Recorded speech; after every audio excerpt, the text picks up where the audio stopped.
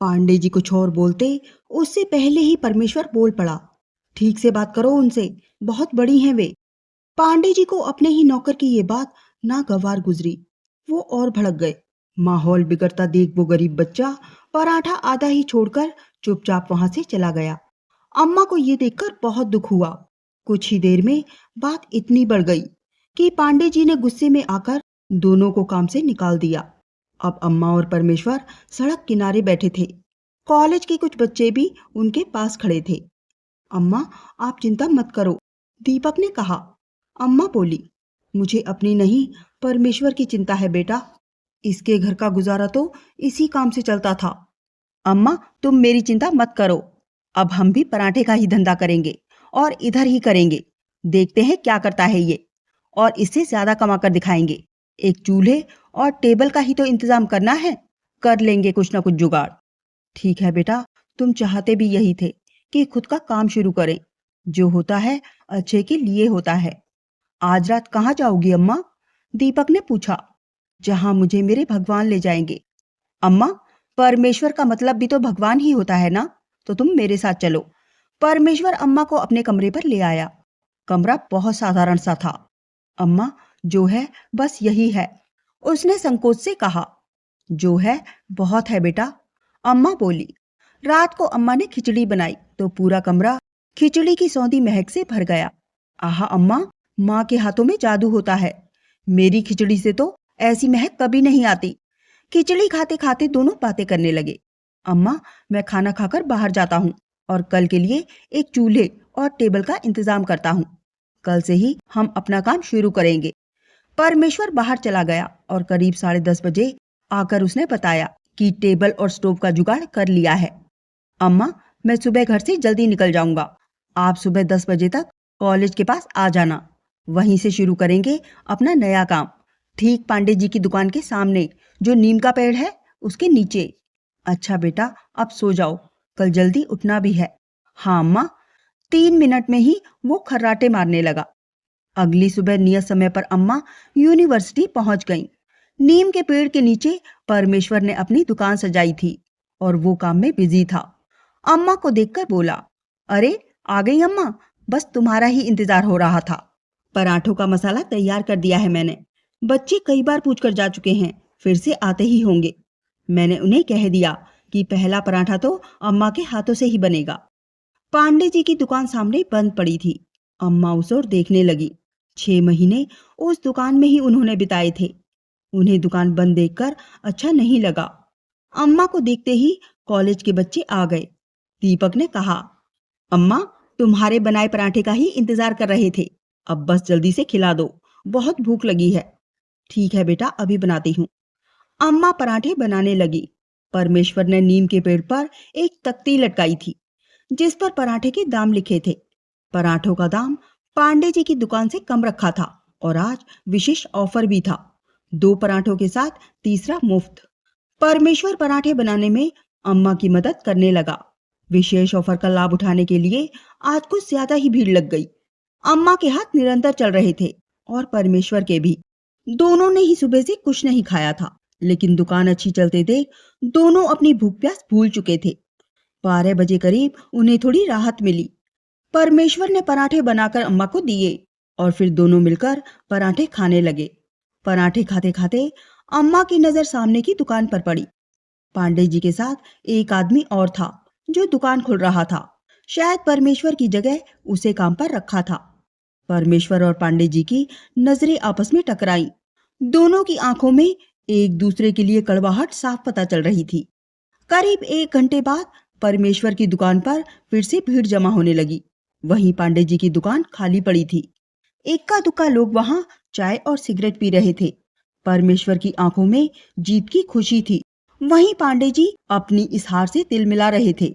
जीतने के लिए उन्होंने भी पराठों के दाम आधे कर दिए। कुछ लोग इस ऑफर का लाभ उठाने भी पहुंचे, लेकिन जिन्होंने अम्मा के प्यार से बने स्वादिष्ट पराठे चख लिए हों, उन्हें ये कहाँ पसंद आने वाले थे। पांडे जी का ये पैतरा भी फेल हो गया। काम करते करते कब शाम हो गई पता ही नहीं चला। चलो अम्मा, अब घर चलते हैं। परमेश्वर अपनी दुकान का सारा सामान समेटने लगा और फिर अम्मा को लेकर घर निकल गया। घर पहुंचते ही सबसे पहले उसने सारे रुपये निकालकर गिनना शुरू किया। अम्मा जानती हो आज कितनी कमाई हुई है?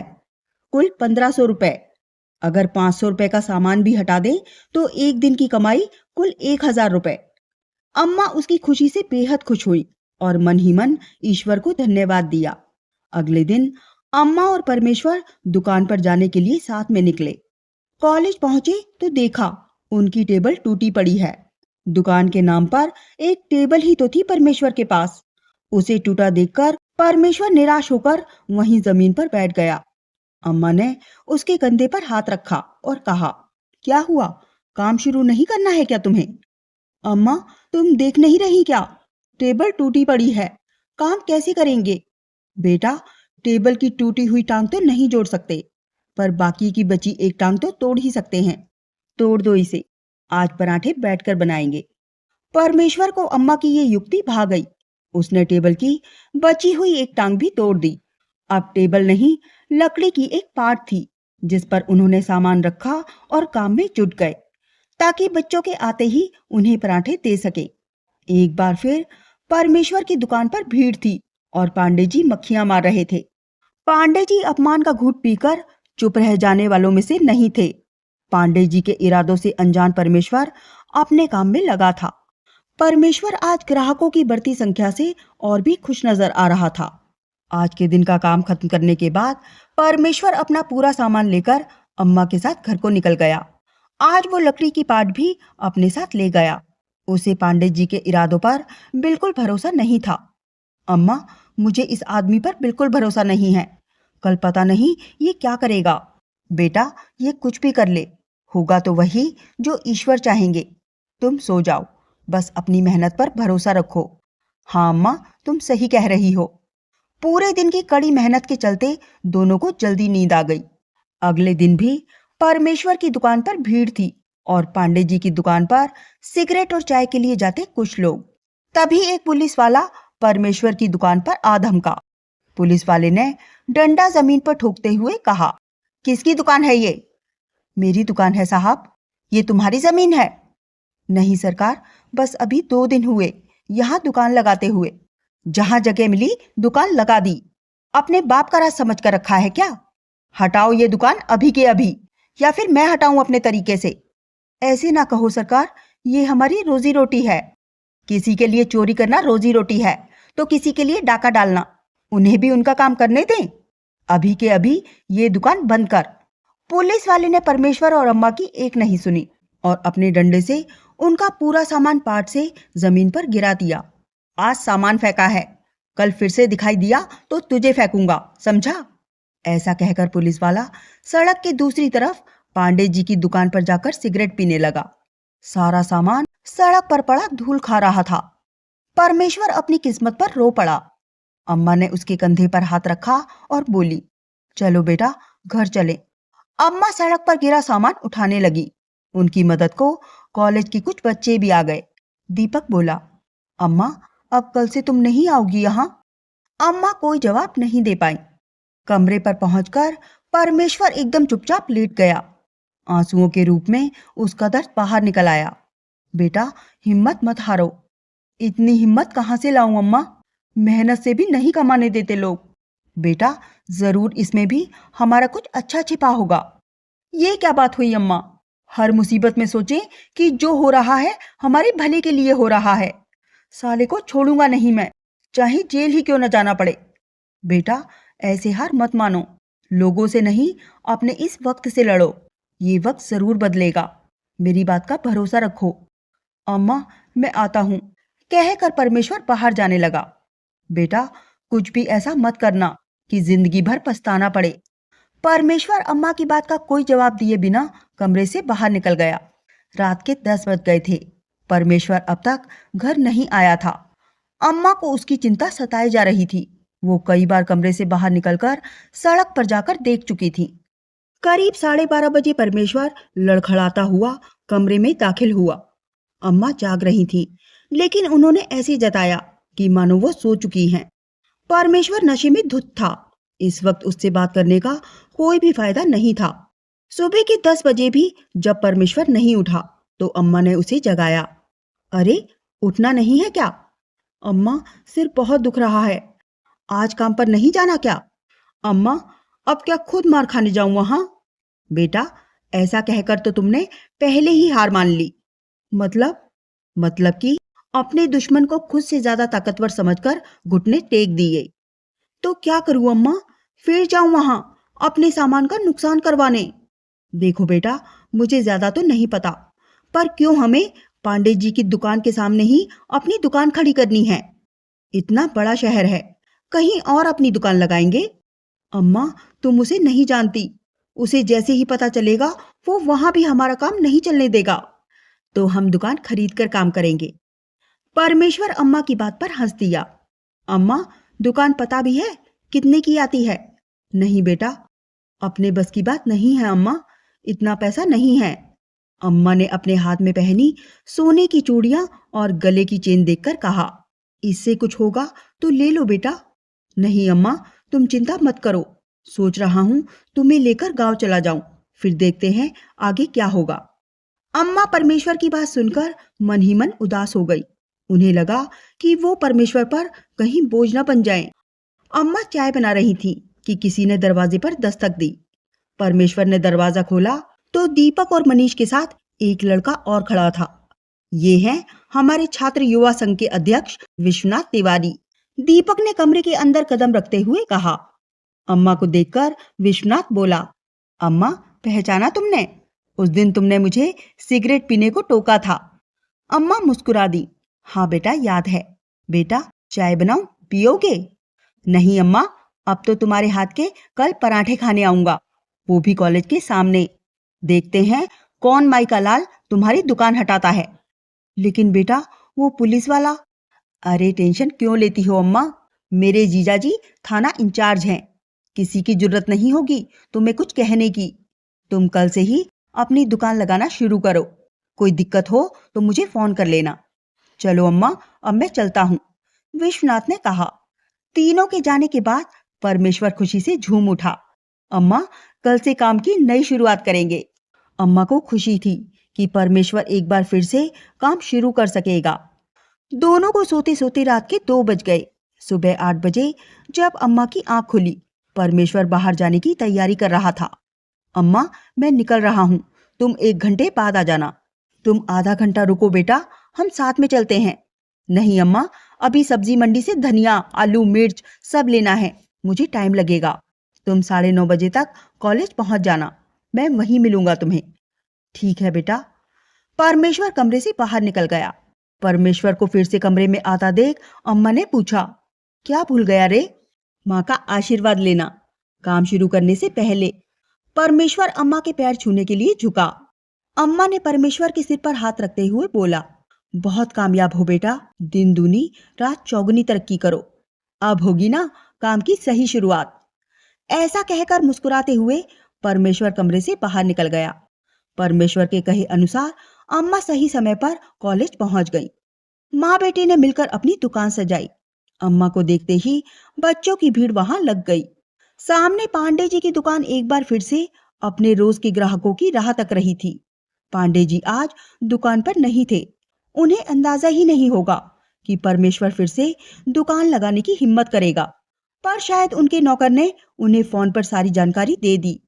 कुछ ही देर में पांडे जी अपनी दुकान पर थे।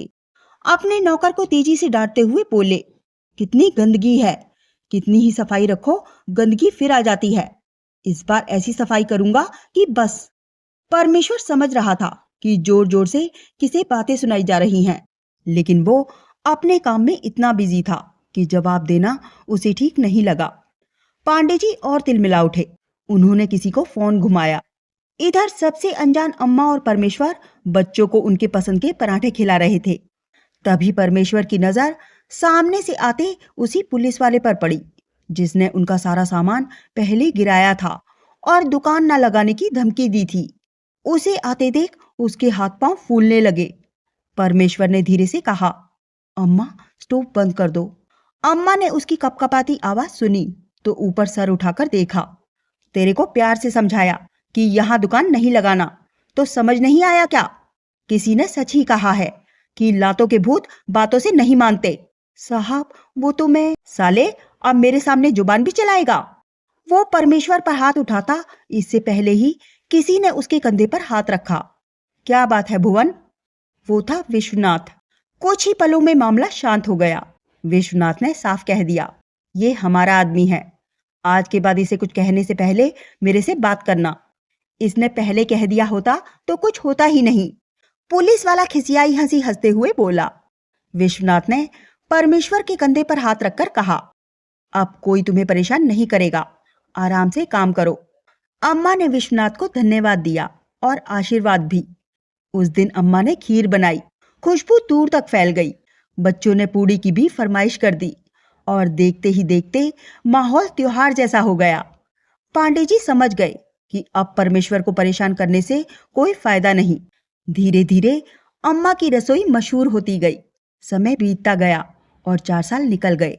धीरे धीरे परमेश्वर ने खुद का मकान बनवा लिया और अपने परिवार को गांव से शहर बुला लिया और अम्मा भी अब उस घर का हिस्सा बन चुकी थी। घर में अम्मा के लिए अलग से कमरे का इंतजाम किया गया। अम्मा को मानो अब पूरा परिवार मिल गया था। परमेश्वर की पत्नी रामा उनका खास ख्याल रखती थी। अम्मा भी परमेश्वर के बच्चों को शुभम की तरह ही कहानियां सुनाती।